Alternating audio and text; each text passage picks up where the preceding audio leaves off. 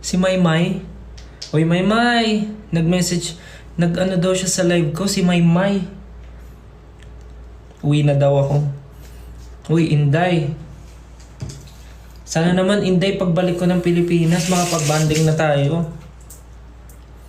Si Maymay, di ko napansin yung message ni Maymay. Ay, comment.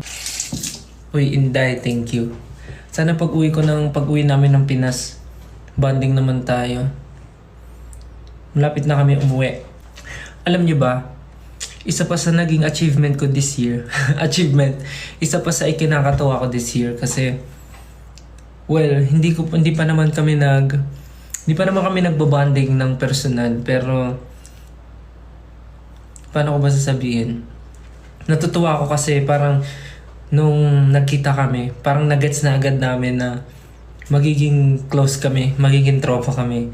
So ayun, nagkita kami ni Maymay sa ASAP nung guesting namin ng I Want You. I Want You ba yun? O, tama, I Want You.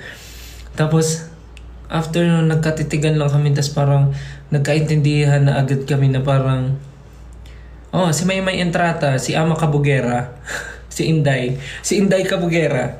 So ayun, nagkatitigan kami, tas parang matik na nagkasundo kami na parang magiging magtropa kami, ganun. Tas natutuwa ako kasi, parang kahit sa chat-chat lang kami nag-uusap, close na talaga.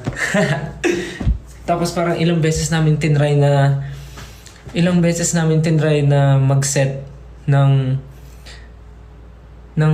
bonding, ako, siya, tsaka si Mimi. Kaya lang, hindi talaga namin magawa kasi sobrang pare-parehas kaming tatlong busy. Tapos siya may mga performance din siya out of the country, kaya hindi talaga magkatugma.